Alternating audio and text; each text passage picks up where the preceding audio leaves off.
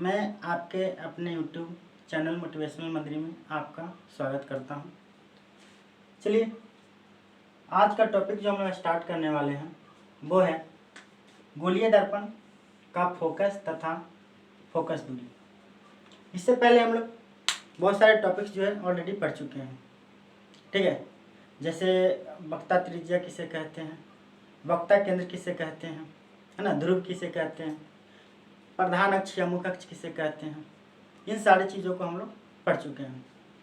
उसके आगे हम लोग पढ़ने वाले हैं गोलीय दर्पण का फोकस तथा फोकस दूरी के बारे में।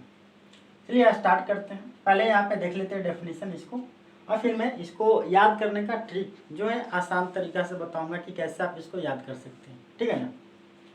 कहता है कि जब प्रकाश की किरणें गोलीय दर्पण के मुख्य अक्ष के समानांतर डाली जाती हैं तो दर्पण से परावर्तन के बाद किरण प्रधान अक्ष के जिस बिंदु पर मिलती है या जिस बिंदु से आती हुई प्रतीत होती है उसे दर्पण का फोकस कहते हैं, ठीक है।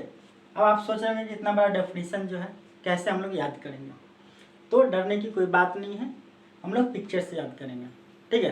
पिक्चर देखिए, जैसे मान लीजिए ये कौन सा है, बताइए कौन सा दर्पण है, कमेंट करके आप लोग बताएं कौन सा दर्पण है। तो हमने बताया था दोनों को याद करने का तरीका कि ये जो अगर मान लीजिए कि उठा हुआ है, कहा था उसे उत्तल उसे उत्तल, यानी उत्तल दर्पण जो होता है उठा हुआ पार्ट होता है उसका, देख लीजिए तो ये जो उठा हुआ पार्ट है इसका पीछे से पेंट किया हुआ है और आगे से उठा हुआ है, तो इसको हम लोग क्या बोल देंगे, उत्तल दर्पण। और ये क्या है, अवतल दर्पण। चलिए फोकस के बारे में हम लोग बात करते हैं। क्या बोला गया डेफिनेशन कि प्रधान अक्ष ये है, ये भी बात किया गया, हमने बताया था प्रधान अक्ष के बारे में। तो क्या है कि प्रधान अक्ष के समानांतर आती प्रकाश की किरणें, ठीक है, प्रधान अक्ष है इसके समानांतर हमने किरण को लिया, प्रधान अक्ष के समानांतर आती प्रकाश की किरणें दर्पण से परावर्तन के बाद, याद रखना, दर्पण से परावर्तन के बाद प्रधान अक्ष के जिस बिंदु पर मिलती है या जिस बिंदु से आती हुई प्रतीत होती है उसे हम लोग क्या कहते हैं, फोकस। मतलब यहाँ पे ये क्या है, ये फोकस हो जाएगा हम लोग का, क्या है, ये जो है वो फोकस है। और यहाँ पे क्या है, ये इधर जो ये क्या है, ये भी हमारा फोकस हो जाएगा, ठीक है ना। तो देखिए अवतल दर्पण में क्या हो रहा है, प्रधान अक्ष के बिंदु पर मिल रहा है, लेकिन उत्तल दर्पण में देखिए यहाँ से क्या होता है, आती हुई प्रतीत हो रही है, ठीक है ना, ध्यान रखना। चलिए अब हम लोग बात करते हैं फोकस दूरी। किसकी बात करेंगे, फोकस दूरी। कहता है कि दर्पण के फोकस एफ से दर्पण के ध्रुव पी के बीच की दूरी को फोकस दूरी कहेंगे। और एक लाइन इसमें लिख लेना है कि इसे छोटी वाली यानी स्मॉल एफ से सूचित किया जाता है, ठीक है ना, याद रखना है। मतलब फोकस दूरी जो है उसको हम लोग स्मॉल एफ से सूचित करेंगे, ठीक है। अब फोकस दूरी के बारे में हम लोग बात करते हैं। देखिए यहाँ पे क्या है, ये देखिए फोकस और ध्रुव, फोकस और ध्रुव के बीच की जो दूरी होती है उसे हम लोग फोकस दूरी कहते हैं। यहाँ पे भी देख सकते हैं, हाँ, फोकस दूरी और ध्रुव के बीच की दूरी को हम लोग क्या कहते हैं, फोकस दूरी कहते हैं, ठीक है। चलिए फिर नेक्स्ट टॉपिक हम लोग पढ़ेंगे। चलिए दोस्तों नेक्स्ट टॉपिक हम लोग स्टार्ट करते हैं। और ये जो टॉपिक है बहुत ही इंपॉर्टेंट है, VVI इसको आप कह सकते हैं, ट्रिपल स्टार हमने लगा दिया है, बहुत इंपॉर्टेंट है, इसको याद रखना। सबसे पहला तो ये है, ये पूछता है कि गोलीय दर्पण की फोकस दूरी और उसकी वक्रता त्रिज्या में क्या संबंध है, ये सबसे पहला। तो याद रखना कि फोकस दूरी और उसकी वक्रता त्रिज्या के बीच क्या संबंध है, तो आधी होती है। याद रखना कि फोकस दूरी इसकी वक्रता त्रिज्या की क्या होती है, आधी होती है, ये बात आपको याद रखनी है। ऑब्जेक्टिव में बहुत बार पूछा हुआ है और इसको पूरे को सब्जेक्टिव में पूछा हुआ है प्रूफ करने के लिए कि आप सिद्ध करें कि F बराबर R/2, ये कहेगा कि आप इसको क्या करना है, आपको सिद्ध करना है, बहुत बार पूछा हुआ है क्वेश्चन। चलिए तो इसके करने के लिए सबसे पहले हम लोग क्या करते हैं, एक दर्पण देख लेते हैं। यहाँ पे ये जो है हमारा अवतल दर्पण है, इसमें सब सेटअप कर दिया गया है, इसी को देखते हुए काम करेंगे। तो देखिए जैसे मैथ में हम लोग सिद्ध करते हैं, प्रूफ करते हैं किसी चीज़ को, तो सबसे पहले हम लोग लिखते हैं कि दिया गया है क्या क्या, क्या क्या दिया गया है उसके बारे में बात करेंगे। पिक्चर देखिए और यहाँ पे देखिए क्या बोला है कि एक अवतल दर्पण एम डैश है। ठीक है, देख लीजिए यहाँ पे एक अवतल दर्पण है एम डैश दिख रहा होगा आप लोग को। ठीक है, जिसका ध्रुव P है, देखिए इसका ध्रुव P है, दिख रहा है आप लोग को। और PC क्या है, मुख्य अक्ष है। यहाँ से देखिए P और C, यहाँ से ये लाइन, ये क्या है, मुख्य अक्ष या प्रधान अक्ष है। AB एक आपतित किरण है जो अवतल दर्पण के मुख्य अक्ष PC के समानांतर और बहुत ही निकट है, याद रखना। AB यहाँ पे देख सकते हैं आप, ये क्या है, एक आपतित किरण है जो प्रधान अक्ष के समानांतर है। और देखिए दोस्तों, ये जो है ना, ये बहुत ही नज़दीक है, पूरा सटा हुआ, B लगभग इसके पास में है ना। तो ऊपर बड़ा किया गया है इसको समझने के लिए, इसको प्रूफ करने के लिए हमने इसको बड़ा कर दिया है। ठीक है, लेकिन वास्तव में ये इसके पूरे नज़दीक में है, बहुत ही ज़्यादा नज़दीक में है। ठीक ना, चलिए अब आगे देखते हैं। चूंकि त्रिज्या CV दर्पण सतह के B बिंदु पर अभिलंब है, देखिए ये CV है, देखिए यहाँ पे ये CV दिख रहा है आपको, ये क्या है, वक्रता त्रिज्या है। ठीक है ना, इसीलिए परावर्तन के नियम से, देखिए फर्स्ट चैप्टर बोल रहे हैं, पहले वाला में हम लोगों ने पढ़ा था कि मान लीजिए अगर इसको अगर हम समतल मानते हैं इस तरीका से, ऐसे देखिए किरण आ रही है और परावर्तित हो रही है, आने वाले को आपतित किरण, जाने वाले को परावर्तित किरण कहते हैं। और बीच से एक लाइन निकलता था, इसको हम लोग अभिलंब कहते थे, मतलब ये आपतन कोण, ये परावर्तन कोण। तो देखिए, तो परावर्तन के दूसरा नियम याद होगा आप लोग को, बोला था याद करने के लिए, स्टार भी लगा दिया था। तो परावर्तन का दूसरा नियम क्या कहता है कि आपतन कोण परावर्तन कोण के बराबर होता है। ठीक है, तो देखिए यहाँ पे एंगल ABC की बात कर ले, देखिए ABC मतलब एंगल I की बात किया गया है। और CBF क्या है, CBF मतलब एंगल R की बात की गई है। ये दोनों बराबर होगा, क्यों बराबर होगा भाई, तो परावर्तन के दूसरा नियम से बराबर हो जाएगा। आगे देख लेते हैं ABC और BCF, ABC की बात कर लेते हैं, ABC यहाँ पे, और BCF मतलब ये वाला एंगल, ये एंगल इधर वाला और ये वाला, ये दोनों क्या है, ये एंगल और ये एंगल क्या है, दोनों बराबर हो जाएंगे। क्यों, तो एकांतर कोण के कारण क्या हो जाएंगे, दोनों ये एंगल दोनों बराबर हो जाएगा। अगर ये दोनों एंगल बराबर हो रहा है, इसका मतलब है कि एंगल CBF मतलब ये वाला एंगल और BCF यानी BCF ये वाला एंगल, ये दोनों क्या हो जाएंगे, बराबर। ये तो और बराबर होगा ही होगा। ठीक है ना, नहीं तो ऐसे भी देख सकते हैं, अगर मान लीजिए इसको हम समीकरण अगर 1 मान ले, इसको समीकरण 2 मान ले, ठीक है ना, या इसको समीकरण 2 मान लीजिए, ये वाला समीकरण 1 और 2 में देख लीजिए, इधर इधर दोनों बराबर थे, ये दोनों भी बराबर हो गए। और ऐसे भी देखिए कोण आया कोण आर भी है ना, परावर्तन के दूसरा नियम से भी बराबर हो जाएगा। ठीक है, अच्छा बताइए, तो यहाँ पे देखिए आपको एक त्रिभुज दिख रहा होगा, ऐसे दिख रहा है, ये वाला देखिए दिख रहा है, ऐसे ये एक त्रिभुज बनता हुआ दिख रहा है। अब बताइए कि अगर किसी त्रिभुज में दो कोण बराबर होते हैं, अगर किसी त्रिभुज में दो कोण बराबर होता है तो उसको हम लोग क्या कह देते हैं, समद्विबाहु त्रिभुज। अगर दो कोण बराबर है, इसका मतलब है जो दोनों कोण है उसके आमने सामने वाले जो भुजा होंगे वो भी क्या होगा, बराबर होगा।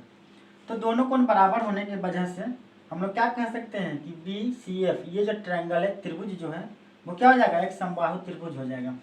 और समबाहु त्रिभुज है तो आमने सामने कोण के आमने सामने की भुजा भी क्या हो जाएगी, बराबर हो जाएगी। मतलब ये वाला जो भुजा है BF और ये वाला जो भुजा है CF, ये दोनों भी क्या हो जाएंगे, बराबर हो जाएगा। क्यों बराबर होगा, समद्विबाहु त्रिभुज के कारण।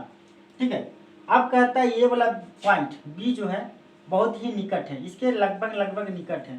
ठीक है, मतलब ये जितना है ना BF जो है वो लगभग ना PF के बराबर मान लिया जाता है। तो B जो है P के बहुत ही निकट हो तो BF बराबर PF क्या हो जाएगा, लगभग बराबर हो जाएगा। इसका मतलब अगर BF बराबर PF होगा, और यहाँ पे देखिए BF बराबर क्या है, FC है, तो इसका मतलब है कि ये जो BF जो है PF के बराबर है। और बताइए ये CF जो है BF के बराबर है, तो ये दोनों तो लगभग बराबर है ना। इसका मतलब क्या है कि CF जो है वो PF के बराबर भी हो सकता है, यानी PF जो है वो किसके बराबर, FC के बराबर हो जाएगा। ठीक है, अच्छा, ये पूरा का पूरा क्या है, पीसी है, ये पूरा का पूरा पीसी है, तो पीसी जो है क्या हो जाएगा, पीसी जो आधा हो जाएगा आपका। ठीक है, चलिए इसको और थोड़ा बढ़िया से हम समझा देते हैं अभी। ये इसको आप ऐसे समझ लीजिए, जैसे मान लीजिए यहाँ पे पीसी है ना, पीसी है यहाँ पे, तो पीसी को आप क्या लिख सकते हो, पीसी बराबर क्या लिख सकते हो बताओ, सी एफ प्लस क्या लिख सकते हो, पी एफ लिख सकते हो। अच्छा बताइए पीसी बराबर क्या होता है, सी एफ जो होता है पी एफ के बराबर है यहाँ पे, है ना, मतलब सी एफ के जगह पे पी एफ लिख सकते हैं, यहाँ पे क्या है पी एफ, मतलब पीसी बराबर क्या हो जाएगा, 2 पी एफ हो जाएगा कि नहीं हो जाएगा, बोलिए। और पी एफ बराबर क्या हो जाएगा, पीसी बटा 2, है ना, पीसी बटा 2 यानी पी एफ हो जाएगा यहाँ पे। आप इसको समझ सकते हैं अलग से, मतलब पी एफ बराबर या एफ सी बराबर पीसी बटा 2। अब बताइए पी एफ जो है यहाँ से यहाँ तक है, तो बताइए इससे पहले भी हमने बताया था कि फोकस दूरी के बारे में, कि फोकस और ध्रुव के बीच की दूरी को क्या कहते हैं हम लोग, फोकस कहते हैं। और उससे भी पहले बता दिया गया है कि जो पीसी जो है ये क्या है, पीसी जो है वक्ता केंद्र और ध्रुव के बीच की दूरी को क्या कहते हैं हम लोग, वक्ता त्रिज्या कहते हैं, जो कितना होता है, आर होता है। चलिए तो पी एफ के जगह पे हमने क्या रख दिया, एफ, और पीसी की जगह हमने क्या रख दिया, आर, यानी एफ बराबर आर बटा 2। ये हमारा हो गया प्रूफ। मतलब ये पार्ट हमने लिखा था कि फोकस दूरी और उसके वक्ता त्रिज्या क्या होती है, आधी होती है। देखिए फोकस दूरी जो है वो क्या है, वक्ता त्रिज्या है, उसकी क्या है, आधी है। या हो सकता है ये भी बोल सकते हैं कि आर बराबर क्या बोल सकते हैं, 2f भी हम लोग लिख सकते हैं, ये भी याद आपको रखना है। तो ऑब्जेक्टिव में क्वेश्चन पूछता है ना कि बताइए कि ये फोकस दूरी और वक्ता त्रिज्या में क्या संबंध है, तो ऑप्शन दे देगा आपको आधी, दुगनी, चौथाई, और भी कुछ कुछ ऑप्शन दे देगा। तो फोकस दूरी पहले अगर पूछता है तो फोकस दूरी जो है वक्ता त्रिज्या की आधी होती है। अगर ये क्वेश्चन पूछे कि वक्ता त्रिज्या और फोकस में क्या अंतर है, अगर पहले वक्ता त्रिज्या कह दे बाद में फोकस का नाम ले, तो आप याद रखना कि वक्ता त्रिज्या फोकस की क्या होती है, दुगनी होती है। ठीक है ना। चलिए इसके बाद फिर हम लोग नेक्स्ट टॉपिक पढ़ेंगे। नेक्स्ट टॉपिक पे हम लोग आते हैं। नेक्स्ट टॉपिक हम लोग का क्या है, गोलीय दर्पण के लिए किरण आरेखों की बनावट, इसकी हम लोग बात करने वाले हैं। ठीक है, चलिए देखिए पहला हम लोग है मुख्य अक्ष के समानांतर आपतित किरण। इससे क्वेश्चन पूछा जाता है यदि प्रकाश की किरण को मुख्य अक्ष के समानांतर अगर डाला जाए तो क्या होगा। तो देखिए दर्पण के मुख्य अक्ष के समानांतर आने वाली किरण दर्पण से परावर्तन के बाद यदि दर्पण अवतल हो तो उसके फोकस एफ से होकर जाती है, और यदि उत्तल हो तो उसके फोकस एफ से आते हुए प्रतीत होती है। चलिए देख लीजिए, यहाँ पे ध्यान रखना है। ऐसे देखिए फोकस का डेफिनेशन में भी इसके बारे में हम लोग बात किया था। ठीक है, कि अगर प्रधान अक्ष के समानांतर अगर कोई किरण डाला जाए तो क्या होगा, तो प्रधान अक्ष के समानांतर कोई किरण डाला जाता है तो क्या होता है, दर्पण से परावर्तन के बाद फोकस से होकर के गुजरेगी। तो फोकस से होकर गुजरेगी किसके साथ, अवतल दर्पण हुआ तब, और उत्तल दर्पण हुआ तो क्या होगा, तो उत्तल दर्पण के लिए क्या होगा, ये फोकस से आती हुई दिखाई देगी। वही बात यहाँ पे बोला गया है। ठीक है, चलिए दूसरा पॉइंट हम लोग बात करते हैं, फोकस की दिशा में आपतित किरण। तो फोकस की दिशा में जब प्रकाश की किरण को डाला जाए तो क्या होने वाला है, तो याद रखिएगा इसका जस्ट उल्टा हो जाएगा, है ना। इसमें क्या था, प्रधान अक्ष के समानांतर आएगा तो फोकस से होकर गुजरेगी, और हम लोग का फोकस की दिशा में जब डालेंगे, देखिए फोकस की दिशा में जब डालेंगे तो ये क्या होगा, दर्पण से परावर्तन के बाद प्रधान अक्ष के समानांतर निकलेगी। यहाँ पे भी फोकस की दिशा में डालेंगे, देखिए ऐसे डाले तो प्रधान अक्ष के समानांतर निकलेगी। तो यहाँ पे देख लीजिए कि फोकस की दिशा में आपतित किरण, जब कोई किरण दर्पण के फोकस एफ की दिशा में आपतित होती है तो वह परावर्तन के बाद दर्पण के मुख्य अक्ष के समानांतर निकलती है। ठीक है, वो अवतल दर्पण हो चाहे उत्तल दर्पण हो, दोनों के लिए ये बात ध्यान में रखना है। ठीक है, तो इसका उल्टा हो गया जस्ट, बताइए अगर समानांतर डालेंगे तो फोकस होकर गुजरेगी, अगर फोकस पे डालेंगे तो समानांतर निकलेगी, है कि नहीं। ठीक है, चलिए थर्ड नंबर पॉइंट हम लोग का यहाँ पे क्या है, वक्ता केंद्र की दिशा में आपतित किरण। जब कोई किरण वक्ता केंद्र की दिशा में आपतित होती है तो परावर्तन के बाद उसी पथ पे वापस लौट जाएंगे। चलिए दोस्तों देखिए यहाँ पे, मान लीजिए समतल दर्पण अवतल दर्पण है, और अगर देखिए जैसे यहाँ पे अगर हम डालते हैं, यहाँ पे अगर इसको वक्ता केंद्र से अगर किरण को डालते हैं तो ये ना अभिलंब की तरह काम करना स्टार्ट कर देता है। ठीक है, अभिलंब की तरह काम करता है। तो याद कीजिए कि समतल दर्पण पे जब किसी भी प्रकाश की किरण को लंबवत डाला जाता है तो उसी पथ पे वापस लौट जाती है। तो यहाँ पे ये अभिलंब की तरह काम कर रहा, इसका मतलब है कि जब वक्ता केंद्र की दिशा में प्रकाश किरण को डालेंगे तो उसी पथ पे वापस क्या होगी, लौट जाएगी। ठीक है, तो ये उत्तल दर्पण हो चाहे अवतल दर्पण हो, दोनों के लिए वही बात होगी। ठीक है ना। फोर्थ नंबर पॉइंट क्या है यहाँ पे, ध्रुव की दिशा में आपतित किरण। कहता है ध्रुव की दिशा में आपतित किरण की बात करते हैं हम लोग। तो यदि कोई किरण दर्पण पर ध्रुव की दिशा में मुख्य अक्ष से कोण I बनाती हुई आपतित हो तो कोण R बनाती हुई परावर्तित होगी। इसका पिक्चर हम लोग देख लेते हैं यहाँ पे। चलिए कहीं पे भी बना देता हूँ। चलिए इसको आप लोग नोट वगैरह कर लीजिएगा, ठीक है ना। और इसी को यहाँ पे साफ कर देता हूँ और यहीं पे हम लोग इसका पिक्चर बना लेंगे।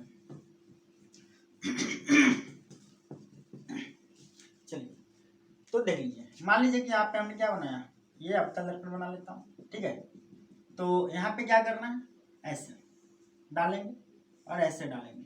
ठीक है, तो ये एंगल कोण I बनाएगा यहाँ पे, कोण R बनाते हुए निकलेगी। अगर उत्तल दर्पण की अगर हम बात करेंगे तो उत्तल दर्पण के लिए भी क्या हो जाएगा, अगर ऐसे डालते हैं तो क्या होगा, ऐसे वापस निकल जाएगा, एंगल I और एंगल R बनाते हुए। ठीक है, वही बात बोलता है यदि कोई किरण दर्पण पर ध्रुव की दिशा में मुख्य अक्ष से कोण I बनाती हुई आपतित होती है तो कोण R बनाती हुई परावर्तित होगी। ठीक है ना। चलिए ठीक है, फिर हम लोग नेक्स्ट वीडियो में मिलेंगे। अगर वीडियो आपको अच्छी लगे, पसंद आए तो वीडियो को लाइक करें, शेयर करें और सब्सक्राइब करें। Thank you.